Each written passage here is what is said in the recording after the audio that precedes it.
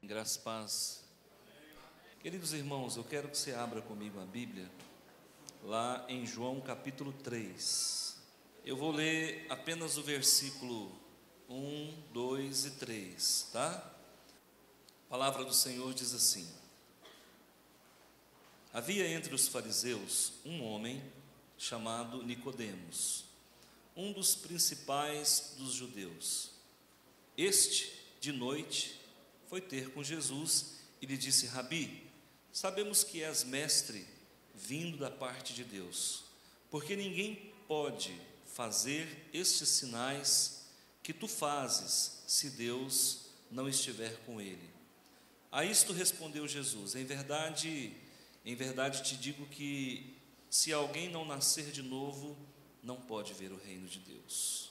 Feche os seus olhos, eu vou orar. Senhor, em nome de Jesus, Senhor, em nome de Jesus, Senhor Deus, Pai, em nome do Teu Filho amado Jesus Cristo, estamos reunidos para adorar, cultuar aquele que é o primeiro, que é o único, que é a salvação. Ele, o Teu Filho, que descendo das alturas, se fez carne e habitou entre nós, nascendo de uma mulher, morreu e ressuscitou, está sentado à Tua direita, Ele há de vir julgar vivos e mortos. Por isso, Senhor, nós estamos aqui por Ele e pedimos da parte do Senhor um derramamento especial do Teu Espírito sobre cada vida, sobre cada necessidade. Por isso, converte os corações. Senhor, fala ao espírito de cada um, acende em nós a lâmpada, Senhor, e nos concede vida cada dia mais cheia da novidade de poder servi-lo com integridade e amor, em nome do Teu Filho. Amém. Eu quero falar sobre renascer em Cristo. Eu não sei se é do conhecimento de vocês, existem milhares de seitas, mas existem algumas religiões que elas são antigas.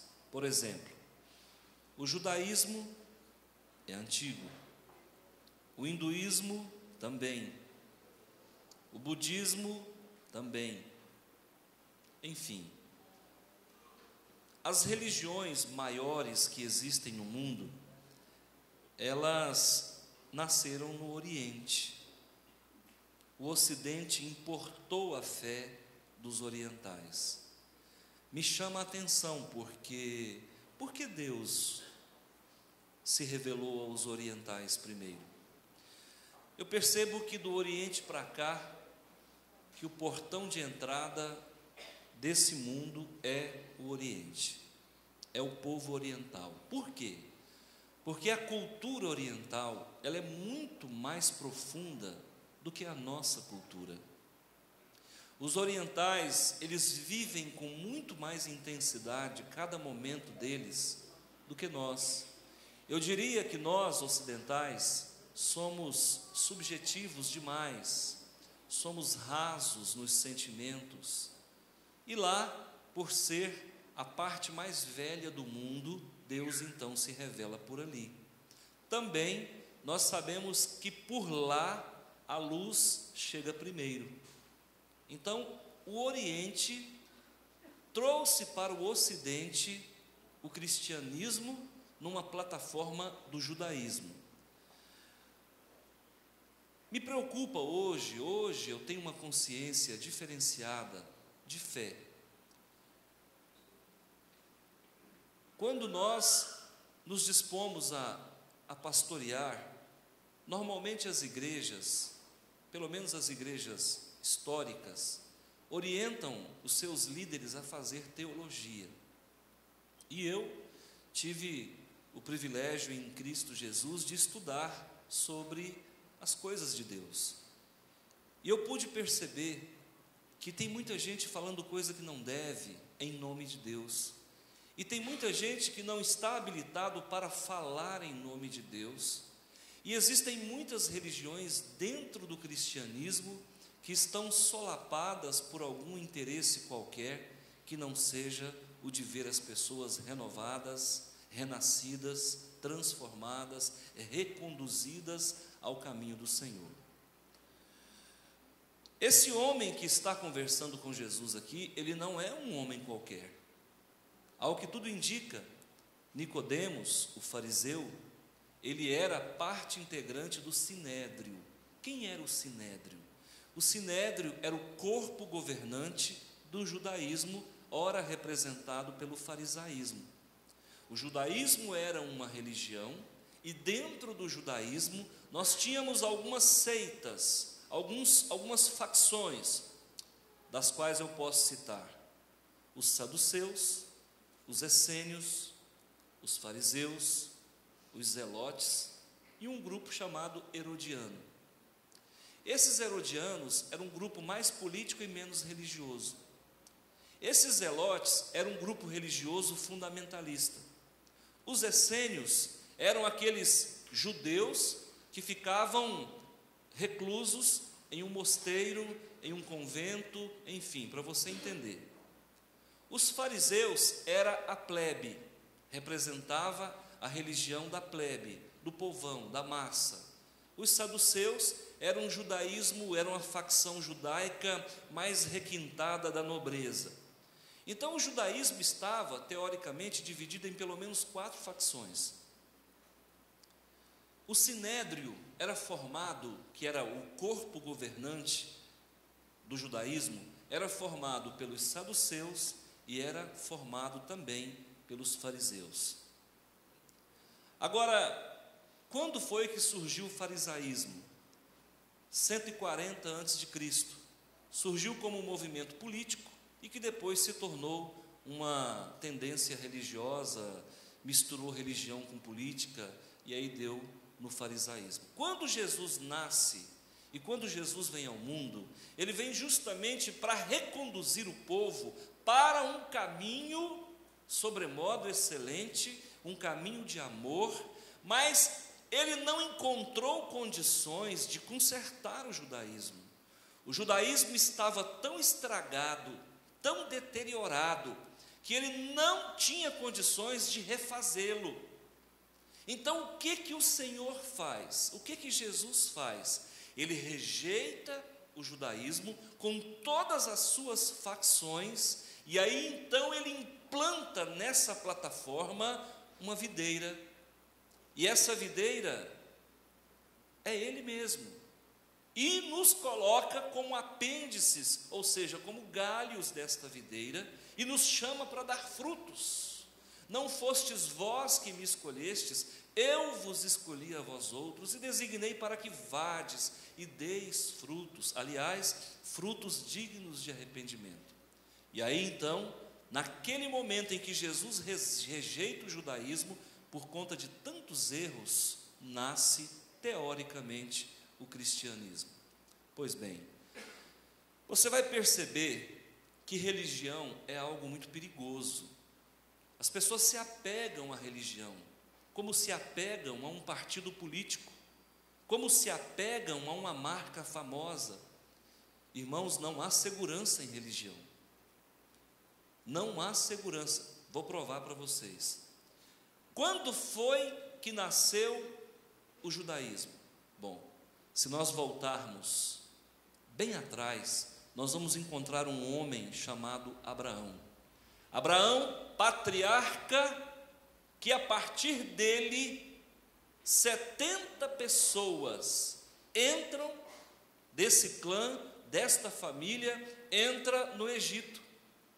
Através de uma seca tremenda, foram uma família de patriarcas, descendentes de Abraão, Isaque e de Jacó, entraram no Egito 70 pessoas. José era o governador. Então, eu diria que o judaísmo estava ali, embrionário, mas não estava ainda formulado e reformulado. 350 anos de escravidão. 430 anos de escravidão. O povo clamava a Deus que mandasse um libertador, e o Senhor teve compaixão daquele povo descendente de Abraão, de Isaque e de Jacó, resolveu então verdadeiramente formar o povo de Deus. E aí nasce um menino chamado Moisés, filho de Joquebede e Arão. Esse menino nasce, mas havia um decreto real de que toda criança do sexo masculino deveria ser assassinada, as crianças deveriam ser assassinadas por conta de que eles cresciam e se multiplicavam muito. E o faraó, informado por Satanás que esse povo iria se rebelar, então baixa um decreto que toda mulher, toda criança deveria ser assassinada.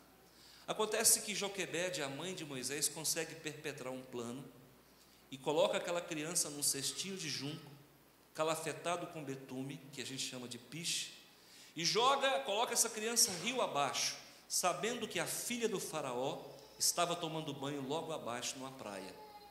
Resultado, Moisés, que seria o libertador do povo hebreu, foi criado debaixo das barbas do faraó.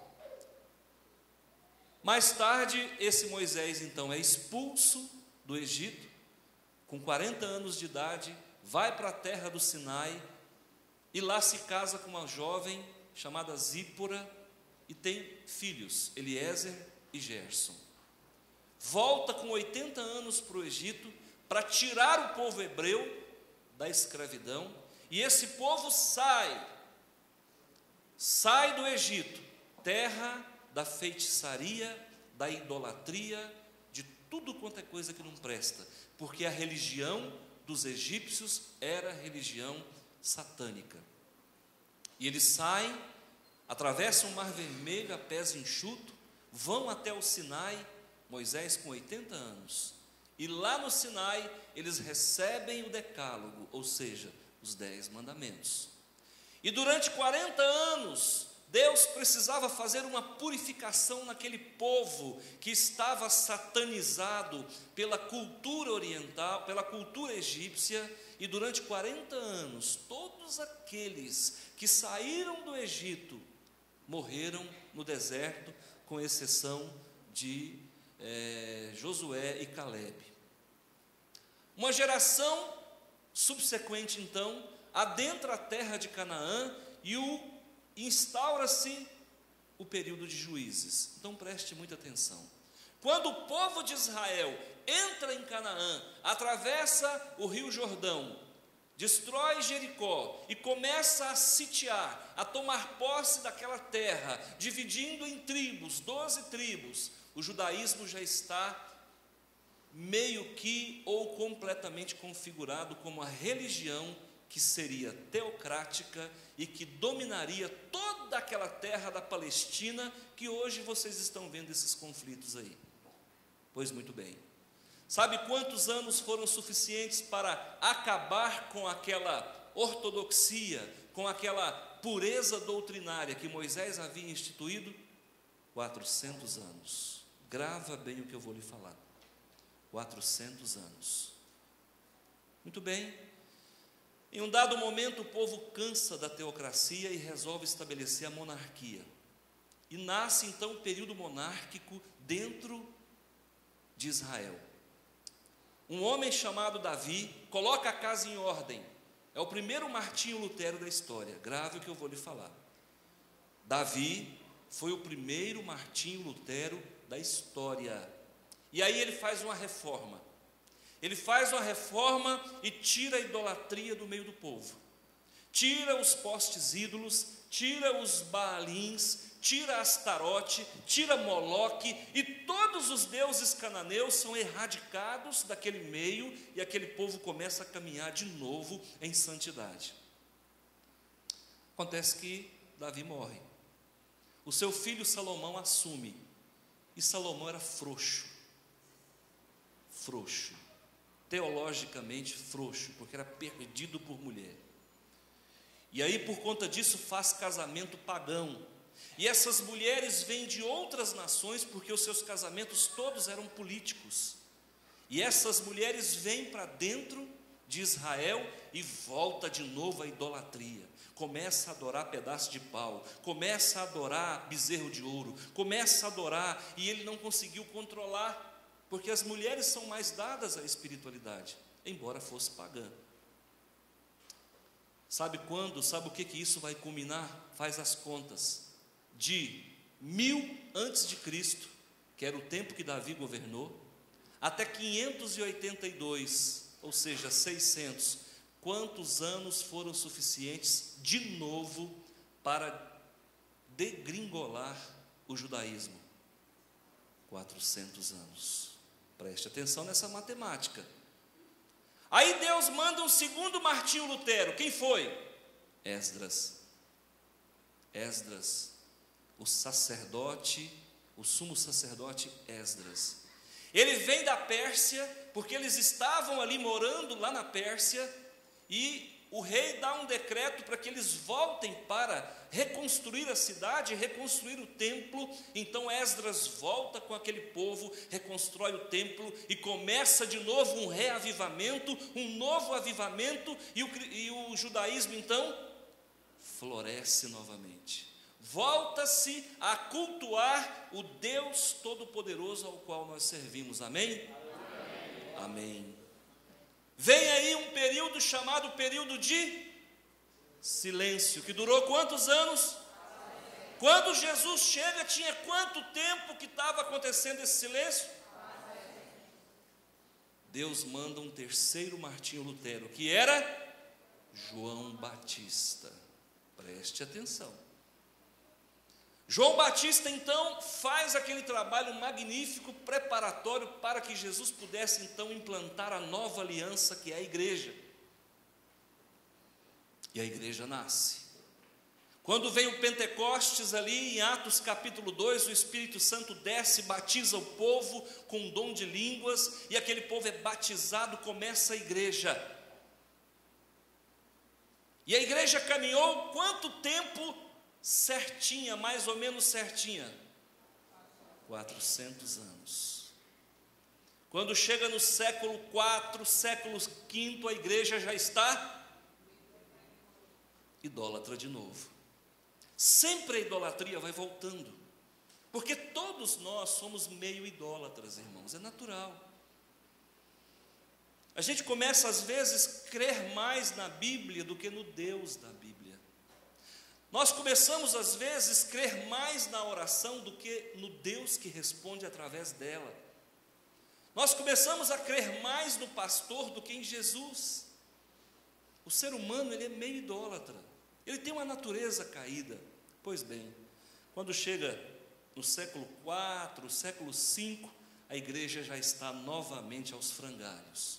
Entra de novo a idolatria na igreja, começa as adorações das imagens, começa o culto a Maria, começa aquela coisa toda, vai bagunçando tudo de novo. E durante 1000 anos, essa igreja caminhou, num período que os historiadores, não sou eu que falo, chama a igreja de período das trevas. Durante 1000 anos, essa igreja caminhou totalmente fora da vontade de Deus. Quando chega no ano de 1516, Deus tira um Moisés de dentro da própria igreja, que estava fora do trilho, um homem, um monge chamado Martinho Lutero.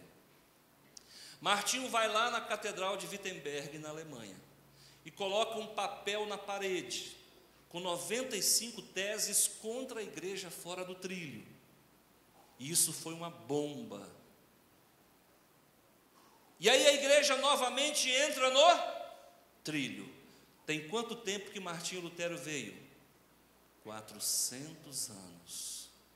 Como é que está a igreja de Martinho Lutero? Como é que está a igreja de Martinho Lutero? Novamente precisando de um reformador. Novamente precisando entrar no trilho, porque as nossas igrejas evangélicas têm falado de tudo menos de Jesus. Por favor, é preciso que novamente uma voz que clama no deserto se levante e acorde o povo de Deus. Vamos voltar para a Bíblia. Cuidado com religião, irmãos. Religião, a cada 400 anos tem que vir um Martinho Lutero. As religiões saem do trilho, porque o homem vai colocando os seus interesses nela, e ela vai virando um negócio que a gente não sabe o que é. Hoje as pessoas estão indo na igreja para ficar rico, e não para ser salvos em Cristo Jesus. As pessoas estão indo na igreja para desfilar moda. As pessoas estão indo na igreja para fazer da igreja um ponto de encontro, um clube de final de semana. Se nós não primarmos pelo novo nascimento, pela grande comissão, pela vida de santidade, a nossa igreja vai virar um clube de final de semana, onde vale tudo. Não, ainda tem profeta, ainda tem homem de Deus, ainda tem quem pregue a verdade, doa quem doer. E eu louvo a Deus, porque aqui o evangelho é o evangelho verdadeiro, genuíno, e o povo volta para ouvir esse evangelho. Pastor, o senhor ama a Igreja Batista? Amo Jesus em primeiro lugar, respeito a denominação na qual eu estou, mas estou para Deus, e hoje eu estou aqui, amanhã não sei onde Deus vai me colocar. O que é uma denominação? Ela é um invólucro, só isso. O que é uma denominação? Ela é um estojo, só isso. O que é uma denominação? Ela é uma placa. O que é uma denominação? É um mecanismo de identificação das pessoas. O que você é? Eu sou batista. O que você é? Eu sou presbiteriano. O que você é? Eu sou assembleiano. Só para isso que serve, para mais nada. Porque o que vai levar as pessoas a uma vida eterna é a palavra de Deus. É a palavra de Deus. Quando a gente começa a vida cristã, e principalmente quando nós começamos a pastorear, nós temos a mania de ser muito romântico. Falou que é crente, deu paz do Senhor e deu graça e paz, a gente já se empolga com a pessoa. Hoje não. Hoje eu quero ver fruto. Porque Jesus disse que nós vamos conhecer a árvore é pelo fruto. Se você não tem fruto para oferecer, você me desculpa, você não faz parte do corpo de Cristo. E o fruto, no meu entendimento, é santidade. O fruto, no meu entendimento, é conhecimento da palavra, é mudança de comportamento, é posicionamento, é reorientação em Cristo Jesus, é novo nascimento. Sabe o que uma religião falsa faz? Exatamente isso que fez com esse homem. Quer ver como é que agora você vai ler com outros olhos e a Bíblia começa a fazer sentido? É isso que vai acontecer. Olha aqui, ó. João capítulo 3. Havia entre os fariseus um homem chamado Nicodemos, um dos principais dos judeus. Então ele fazia parte dos 70 que compunha o corpo governante, que era o Sinédrio. Tudo bem? Este, de noite, que hora que ele foi visitar Jesus? Por que será? Para ninguém ver. Opa!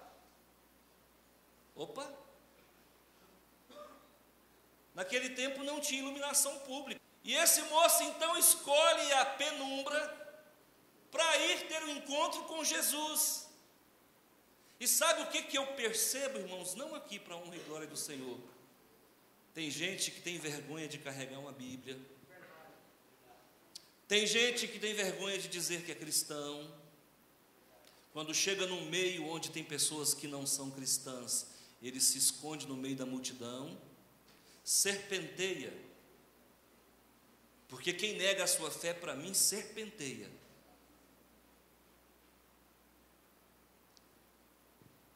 Esse moço foi de noite. Qual a religião que ele pertencia? Farisaísmo. Era a maior religião, a maior facção judaica da época? Sim.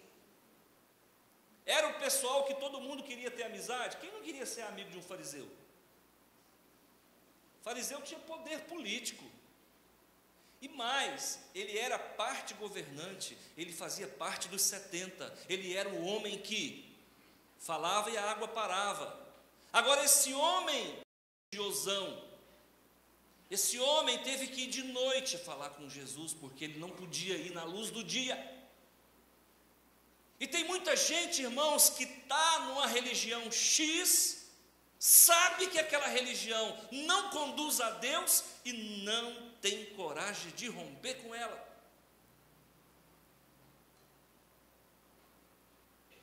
Aquele que se envergonhar de mim e das minhas palavras, eu também me envergonharei dele. Eis que estou a ponto de vomitar-te, porque não és nem quente e nem frio. Eu não quero ser aquele, irmãos, que causa vômito em Deus, porque é a primeira vez que eu ouvi falar que Deus vomita. Eu nem sabia que Deus vomita. Deus vomita quem diz que é, mas não é. E vai ser vomitado no inferno, porque ali haverá choro e ranger de dente.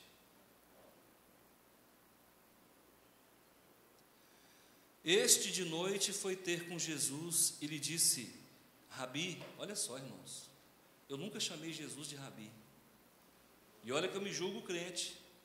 Esse moço, ele era muito mais do que crente. Esse moço, ele era letrado, ele sabia que Jesus era mestre,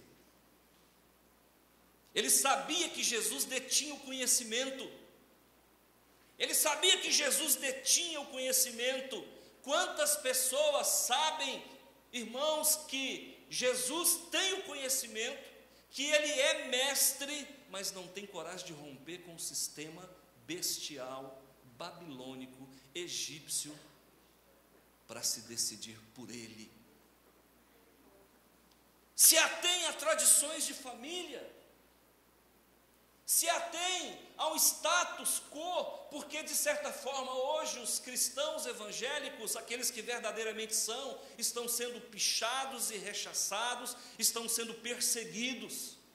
O verdadeiro cristão é perseguido, sabe por quê? Porque ele diz não. O crente verdadeiro não é Maria, vai com as outras. O crente verdadeiro é aquele que diz: não, eu não faço parte deste processo. O crente verdadeiro não senta na roda dos escarnecedores. O crente verdadeiro não senta em rodada de cerveja, não. O crente verdadeiro não participa de piada imunda, não. O crente verdadeiro não faz gracejo e não ri de piada com o nome de Deus. O crente verdadeiro não usa o nome do Senhor em vão. Muita gente sabe que Jesus é mestre, e sabe que ele detém todo o conhecimento, mas mesmo assim troca esse Jesus por uma divindade qualquer. Isso, irmãos, é farisaísmo. Pastor, eu não volto aqui nunca mais. Volta. Se você for de Jesus, você volta, porque a palavra dói em quem não é escolhido. Quem é escolhido volta. Volta e fala: bate que eu gosto.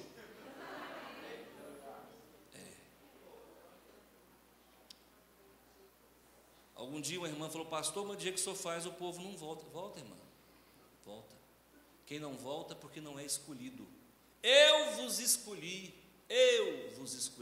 e vos designei para que vades e deis frutos, e o vosso fruto permaneça. E tudo quanto pedirdes ao Pai, Ele vô-lo concederá. Vou preparar-vos um lugar. Onde eu estou, vocês também vão estar. Virei buscar os meus.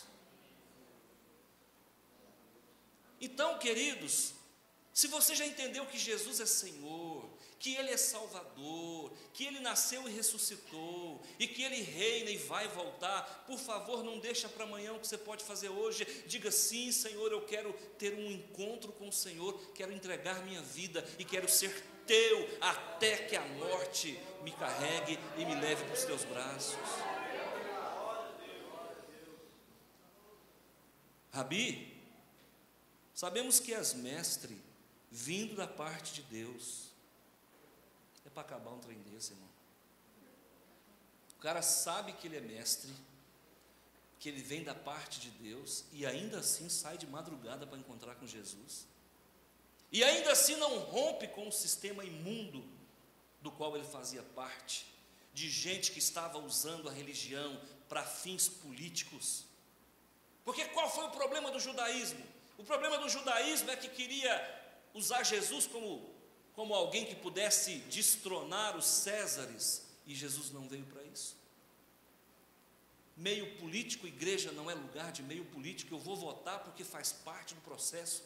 Eu sou um cidadão e quero o melhor para o meu estado e quero o melhor para o meu país, mas por favor não use essa tribuna, não maculem o lugar que é santo dos santos.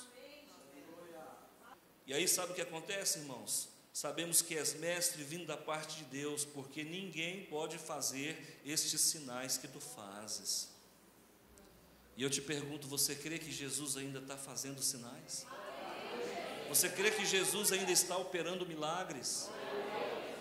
Quando então Jesus caminhava para o Gólgota, para o Monte da Caveira, para a crucifixão, caminhando ali para o Monte da Caveira, então Jesus disse para alguém que estava, ele disse: olha, não temais aqueles que matam o corpo, porque eles nada podem fazer contra o espírito.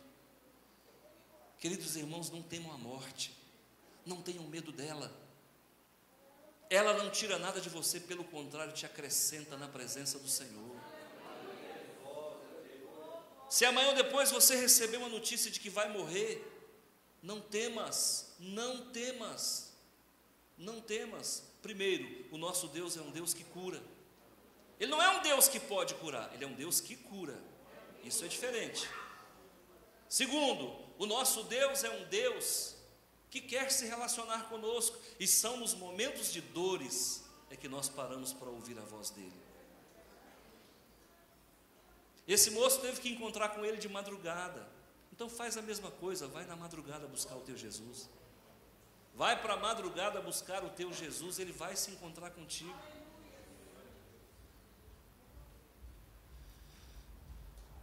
Agora, olha só isso aqui, irmãos.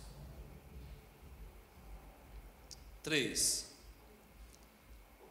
A isto respondeu Jesus: em verdade te digo que, se não nasceres de novo, não pode ver o reino de Deus.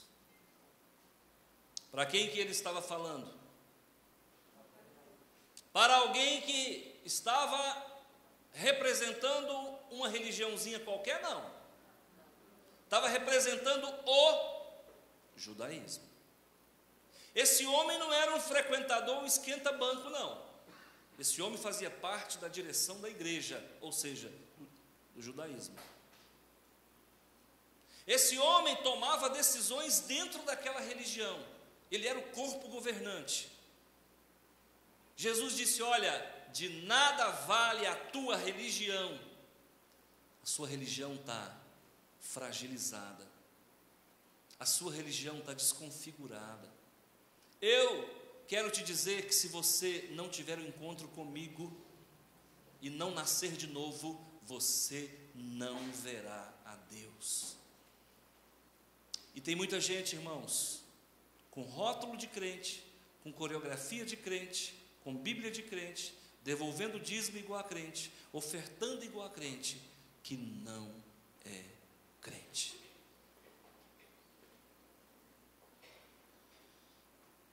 Se não nascer de novo. Pastor, que nascer de novo é esse? A si mesmo se negue. Pastor, que nascer de novo é esse? É nascer do Espírito. Pastor, que nascer de novo é esse? É passar pela água do batismo. Esse Nicodemos, ele era um homem adulto. Ele tinha pelo menos 40 anos de idade, creio eu. Jesus está mandando ele batizar de novo. Jesus está dizendo para ele: vai batizar, vai nascer da água e do Espírito.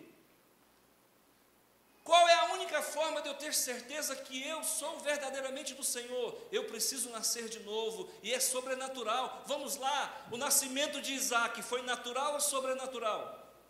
Sobrenatural. O nascimento de Jacó foi natural ou sobrenatural?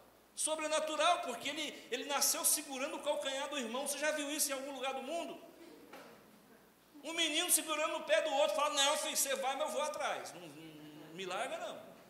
É um nascimento sobrenatural. Você vai para a história de Sansão. A história de Sansão, filho de Manoá, natural ou sobrenatural o nascimento dele? Sobrenatural. A mãe de Sansão era estéril. O nascimento de Samuel, natural ou sobrenatural? A mãe era estéril. Gente, o nascimento de João Batista foi natural ou sobrenatural? O nascimento de Jesus, natural ou sobrenatural? O nascimento de Jeremias, natural ou sobrenatural? Sobrenatural, porque antes de você nascer, eu te conheci. Então, queridos, nascer de novo não é frequentar uma igreja. Nascer de novo não é fazer parte de uma religião. Nascer de novo, irmãos, é sobrenatural. É você largar as tradições. É você abandonar aquela coreografia, aquela alegoria, aquela fantasia, e buscar a essência da fé. E é num quarto, de porta fechada, é na oração, na imposição de mãos, é como agora está acontecendo, a palavra vai sendo revelada e você recebe como verdade na tua vida. É duro ouvir isso, irmãos, porque a gente acha que sabe tudo. Aí chega aqui, esse homem vem e mexe com a minha teologia, esse homem vem e mexe com a minha tradição familiar, com o que eu acho que é certo, pois eu digo para você, hoje, a palavra que te chama para a salvação, agora é a mesma que te levará à condenação, se Jesus não for Senhor da tua vida, porque é a mesma palavra que salva, é a mesma palavra que condena. Escolhei hoje a quem servis, a Deus ou a Mamon. Eu e minha casa serviremos ao Senhor. E servir ao Senhor, irmãos, é dar nome aos bois. Servir ao Senhor, irmãos, é romper com o mundo. Servir ao Senhor é ser inimigo do mundo. Servir ao Senhor, irmãos, é perder amigos. Servir ao Senhor, irmãos, é dizer não para o pecado. Servir ao Senhor é sofrer afrontas. Servir ao Senhor, irmãos, é viver uma vida todo dia mergulhado nas verdades do Senhor. Isso é servir a Deus. Isso é nascer de novo. Se a afronta que você recebe por se dizer cristão te pesa, então você não nasceu de novo. Se você se diz novo nascido, renascido em Cristo, mas você não recebeu a unção do Espírito Santo, por favor, reveja a tua fé. Se você não sente prazer em vir para a igreja, reavalie a tua condição, porque o crente, o cristão, ele quer estar na igreja, é gostoso, é delicioso. Se você não gosta de ler a Bíblia, por favor, reveja os teus conceitos, nascer de novo. A vontade que a gente tem não é só de ler, não, é de comer, porque é doce como favo de mel. Oh, aleluia, glórias ao Senhor. Eu não sei como é que você está, meu irmão. Irmão, você vai lembrar de mim, nem que seja na hora da morte. Aquele homem falou de Jesus para mim, eu quero esse Jesus na minha vida. Isso muda a tua história. O lugar para onde você vai após a morte depende do encontro que você teve com aquele que vai te dar a morada. Eu não sei se você já disse sim para Jesus. A gente diz sim para a Coca-Cola, não é? É bom, não é? A gente diz sim para tanta coisa, para o shopping no final de semana, para o churrasco de final de semana, para os amigos, para os faces da vida. Mas às vezes a gente não diz sim para quem pode mudar a nossa história. Sabe, vai vivendo numa religiosidade mecânica, fria, mórbida, doente, vivendo uma vida à margem de todas as bênçãos. Quanta coisa Deus tem para te dar, e você não recebe nada, porque você está sempre ocupado, porque você não gasta tempo na palavra, porque você não desenvolve vida de oração, porque Jesus não é Senhor da tua vida. Por favor, é hoje, é agora. Tem que nascer de novo, tem que nascer de novo, tem que nascer de novo, tem que nascer de novo. A si mesmo se negue, tome sua cruz e siga-me. Vinde a mim todos os que estáis cansados e sobrecarregados, e eu vos aliviarei.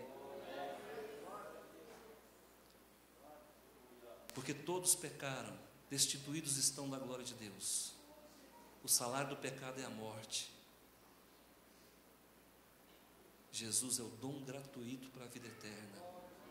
Porque Deus amou o mundo de tal maneira que deu o seu Filho único para que todo aquele que nele crê não pereça, mas tenha vida eterna. Se com tua boca confessares que Jesus Cristo é Senhor e que ressuscitou dentre os mortos, ainda que morra, viverá. Você não precisa ser julgado porque você está na plataforma que é Cristo. Confesse Jesus como Senhor. Eu quero orar com você. Feche os seus olhos. Senhor, vem buscar a tua igreja. Senhor, vem buscar a tua igreja, Senhor. Nós estamos vestidos de branco. Estamos, Senhor, aguardando a vinda do noivo. Nós queremos subir nas alturas e ter um encontro com o Senhor. Nós queremos participar da maior festa que acontecerá no universo. As bodas do Cordeiro, Senhor. Maranata, Maranata, Maranata, vem Jesus. Aleluias. Recebe a presença do Deus vivo na tua vida aí, ó. Recebe a unção do Deus vivo na tua vida. Quebrantamento, renovação espiritual, dons. Recebe do Senhor aí. O Senhor é contigo. O Senhor é teu Deus. É Ele quem te renova. É Ele quem te purifica. É Ele quem te santifica. É Ele quem te protege. Oh, aleluia. Ele vai cuidar do teu negócio. Ele vai cuidar do teu casamento. Ele vai cuidar da tua casa, dos teus filhos, da tua saúde. Aleluias. Abençoa o teu povo, meu Pai. Abençoa todo aquele que entrou aqui hoje para ouvir essa palavra. Essa palavra nunca mais vai sair da sua cabeça. Por mais que você tente se livrar dela, você não vai conseguir. Eu abençoo você em Cristo Jesus. Que a graça do Senhor Jesus e o amor de Deus e a comunhão do Santo Espírito seja sobre a tua vida. Silent night, holy night. Silent